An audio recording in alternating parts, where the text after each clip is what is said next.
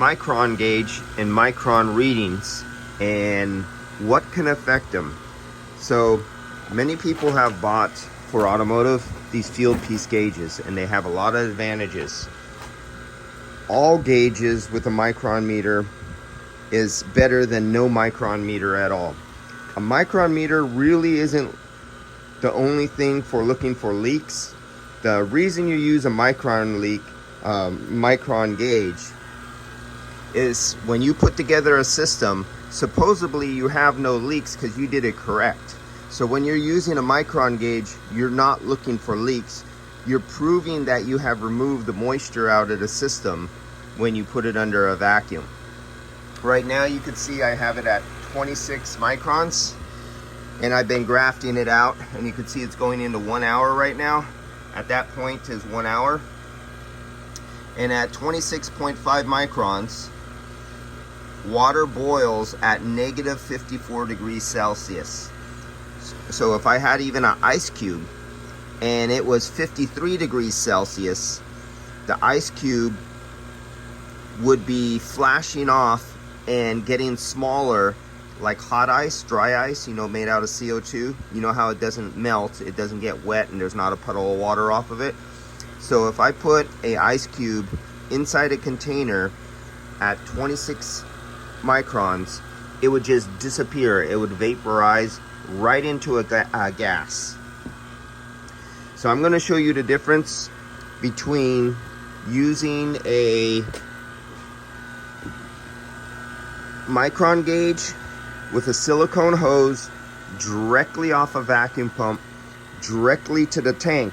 And you notice I don't have the micron gauge attached at a port at the pump. I don't have the micron gauge teed off and attached right where the hose goes into the tank. I have the micron tank in the system itself. I'm actually reading what the level is in the tank.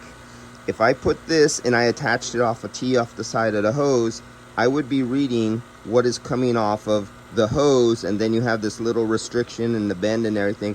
So instead of 26, maybe I have 23 microns right here.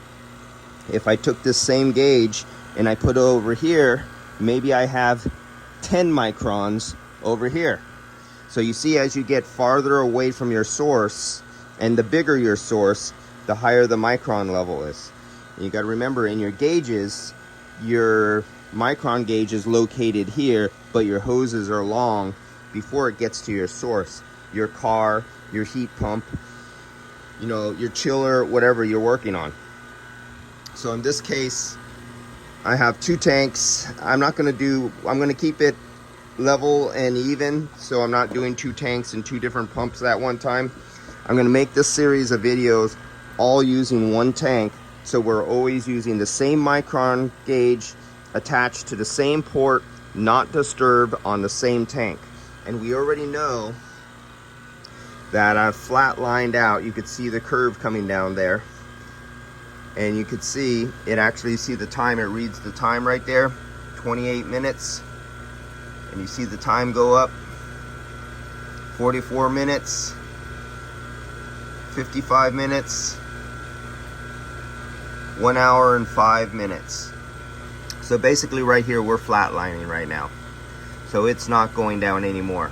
So I know there's nothing else, there's no more work I can do with this setup the way it is. The only way I could get that to go lower, possibly, is if I hooked up a metal line, a stainless steel line, going right into the tank, and I got a torch, and I heated up the tank with a torch, and I flushed the tank out maybe 2 or 3 times with some argon, or nitrogen, dry nitrogen or argon, and I did that a couple times. Then I could probably get this down to about 10 microns or so using this hose, maybe 13. The lowest I think I've ever got on a big system, I think it was like a 20-ton system, I got down to, I think, 10 or 13 microns. But that was leaving it on for 3 days over a weekend. And that was with the vacuum pump attached to one end of the system up on the roof or at the other end of the building, and the micron gauge on one of the air handlers, the heat exchangers, all the way on the other opposite end of the system. And I was able to get down that low.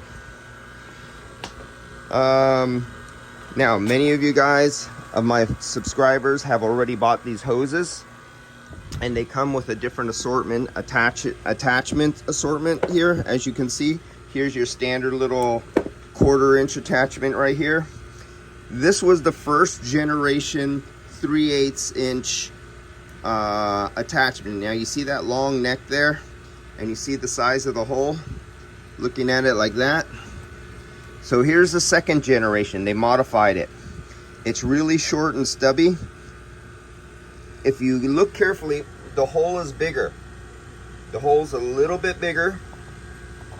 It has a really thick neck. Its opening is bigger that way.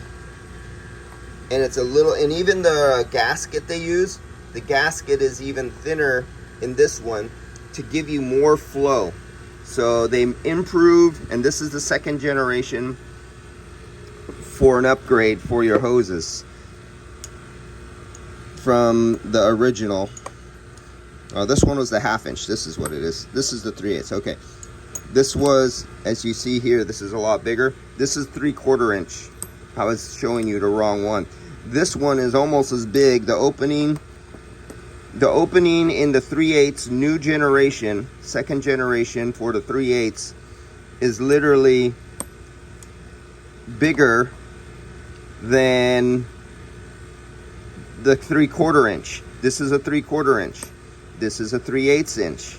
So you get actually more from the second generation 3/8 than you did the first generation 3/4 inch. So here's apples to apples here. That was apples to oranges. Here's the first generation 3/8. I'm not editing this. I keep my mistakes inside my videos. Here's what it looks like. First generation, second generation.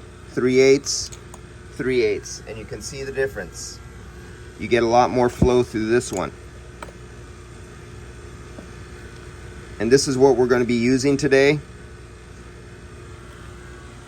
And I'll be attaching it on the end of the hose like this, because this is what we have on our gauges. And as you can see, my gauges show 1900 microns right there. That was from yesterday. I actually have these stored under vacuum. Usually I have nitrogen in them, but I was lazy. I just had them under vacuum and I left them there. So this is what fits to my gauges, and the hoses will go there. That's the 3/4 inch port hole, as you can see. And that goes there. And then what I'm going to do is I'm going to take the high side and low side hose, and I'm going to hook the hoses to the high side and low side of the tank. Of this tank that is at 26 microns. And what we're going to do is we are going to be able to read the effect of just using refrigerant rubber hoses attached to a tank, and we're going to see what it does to the total system effect. And we'll be able to read the micron reading here at the tank, and we'll be able to read the micron reading here at the sensor that's located at the other end of the hoses, a distance away right here. All right, so you got to wait for the second video coming out next.